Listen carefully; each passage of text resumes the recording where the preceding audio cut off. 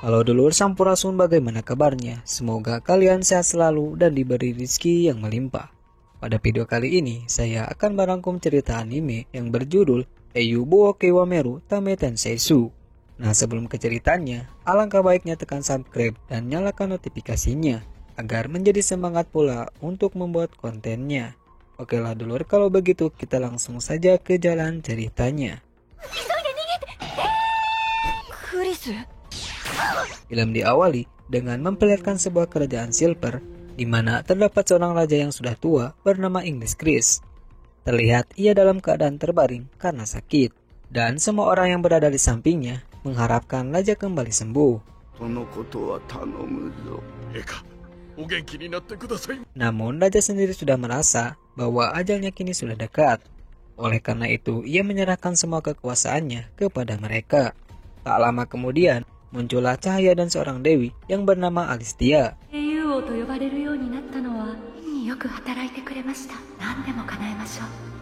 Di mana dalam pembicaraan mereka bahwa dewi akan mengabulkan apapun yang diinginkan oleh raja. Karena selama hidupnya raja begitu banyak melakukan kebaikan. Bahkan ia dipanggil sebagai raja pahlawan yang telah mengalahkan monster dan para dewa yang jahat.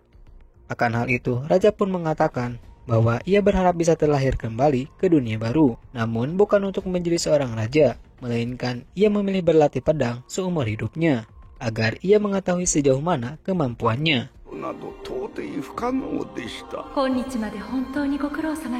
Lalu setelah percakapan tersebut, Dewi pun mengabulkan keinginannya, dan berharap bisa bertemu kembali dengannya di suatu nanti. Singkat cerita, kini ia pun terlahir kembali dari keluarga bangsawan, yang mana ayahnya bernama Luke, sedangkan ibunya bernama Serena. Hal yang mengejutkan baginya, ia terlahir menjadi seorang Onanoko, atau seorang gadis.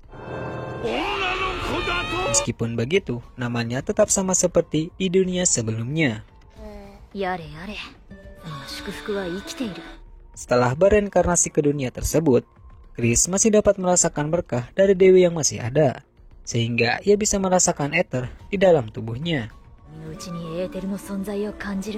Sedangkan ether sendiri merupakan dasar yang tersusun dari semua ciptaan dunia. Dan orang yang mampu mengendalikan ether, itu berarti orang tersebut dapat mengendalikan dunia. Sama halnya dengan kekuatan para dewa. Namun Chris merasa bahwa di dunia yang saat ini, belum ada orang yang bisa mengendalikan ether. Dan yang membuatnya khawatir, dirinya tidak bisa merasakan keberadaan Dewi. Tak lama setelah itu, terdengar seseorang yang memberitahukan bahwa seekor monster sihir datang menyerang kota dan menyuruh semua orang untuk mengungsi di dalam kastil. Mendengar hal tersebut, Serena pun segera bergegas untuk membawa Chris ke dalam kastil. Namun ia begitu terkejut setelah melihat Chris yang bisa melayang di udara. Dengan cepat, Chris dapat memanipulasinya dengan tangisan sandiwara, sehingga Serena beranggapan dirinya telah salah melihatnya. Lalu ketika sampai di jembatan, Serena pun diantar oleh kakaknya yang bernama Irina, yang mana ia merupakan bibinya Chris. Dan ia juga mempunyai dua anak yang bernama Raphael dan Lavinia, atau bisa disebut dengan Rani. Di sana mereka menunggu sampai para kesatria dapat mengusir monster sihir. Lalu di saat Chris mengamati dari jendela, ia berpendapat bahwa monster sihir tersebut ternyata memiliki varian batu mana yang dapat menguatkan dirinya. Hal itu membuatnya gatal ingin segera melawannya.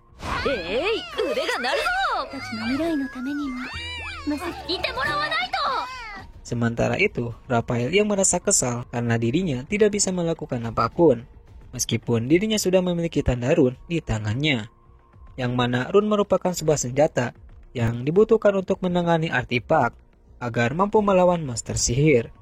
Dan tanda tersebut dimiliki pula oleh para kesatria. Lalu Irina yang sebagai ibunya menjelaskan bahwa rune yang dimiliki Raphael merupakan tingkatan kelas khusus yang mampu mewakili harapan semua orang. Oleh karena itu, ia ingin agar Raphael tetap hidup meski yang lain harus ia tinggalkan. Di saat mereka berbincang, tak terduga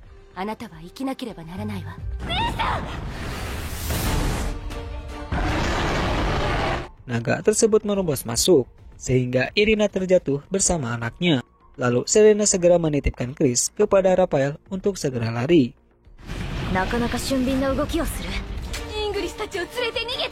Sementara dirinya akan melawan naga tersebut. Namun Raphael yang tidak bisa berdiam begitu saja, ia pun memilih untuk membantunya. Karena ia berpendapat, apalah artinya bila menjadi seorang kesatria jika dirinya tidak bisa menolong keluarganya sendiri. Chris yang melihat tekad kuat dari Raphael, ia pun begitu tersanjung. Namun sayangnya, serangan dari mereka tidak mempan, sehingga mereka harus terkena serangan dari naga tersebut. Dan mengakibatkan mereka jatuh pingsan. Chris yang melihat hal tersebut tentu tak tinggal diam, dan ia tak ingin melihat keluarganya mati begitu saja. Oleh karena itu, ia pun menghadapi naga tersebut sendirian. Dan ia mengatakan, dirinya enggan menjadi seorang heroisme yang dibangga-banggakan, karena ia lebih mengutamakan menjalani hidup sesuai yang ia inginkan. Lalu Chris pun mengeluarkan sihir Ether Strike, yang membuat naga tersebut dapat mudah dikalahkan. Dan ia tak menduga, meskipun masih bayi, namun daya hancurnya begitu dahsyat.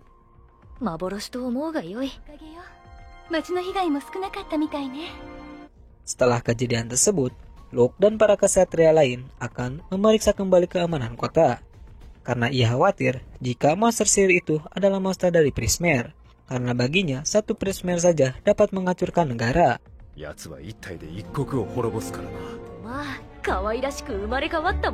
5 tahun pun berlalu.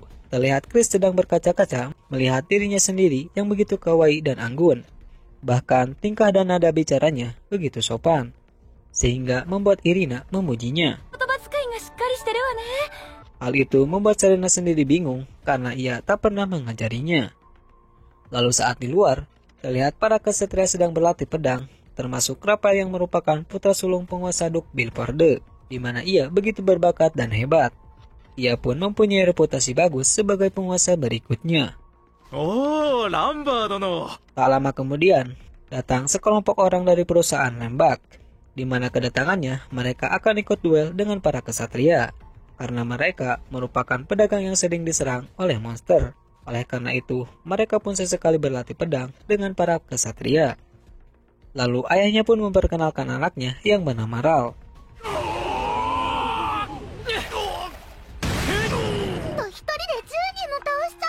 Saat uji latihan, para kesatria dapat mudah dikalahkan olehnya, sehingga ia pun begitu sombong dan menghina para kesatria.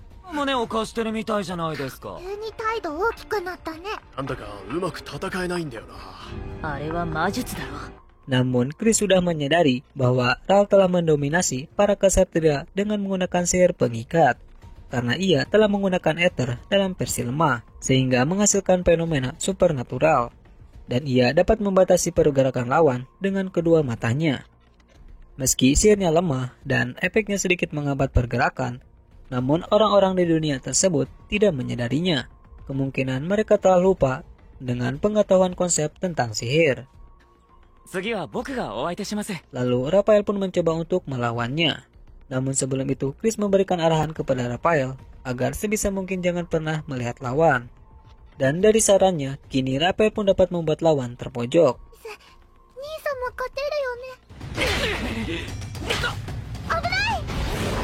Namun sayangnya ia terus maju ke depan, sehingga ia pun harus menabrak tembok. Dari kekalahan Raphael membuat Ral semakin sombong dan terus saja menghina para kesatria. Chris yang tak bisa berdiam begitu saja, lalu ia pun langsung mengajak duel dengannya. Awalnya Ral menolak untuk berduel, bahkan ia meremehkan Chris karena masih bocil. Namun Chris mengancam jika tidak ingin berduel dengannya, maka ia pun akan membongkar kecurangannya. Merasa tertantang, pada akhirnya ia pun menerimanya.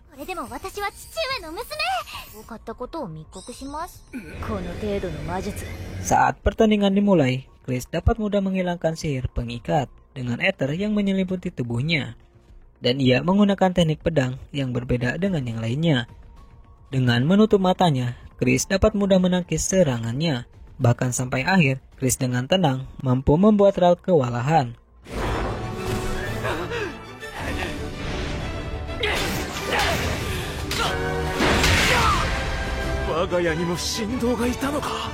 Setelah Ral dikalahkan, Semua orang di sana begitu tersanjung dengan bakat yang dimiliki oleh Chris, terutama dengan ayahnya. Namun Ral terlihat begitu kesal, seakan ia menyimpan dendam kepada Chris. Meski pertarungan tersebut awal yang bagus dan cukup memuaskan, namun Chris akan terus bertarung sampai menemukan lawan yang lebih kuat darinya. Karena itulah tujuan Chris bereinkarnasi ke dunia tersebut. Dan anime pun bersambung di sini.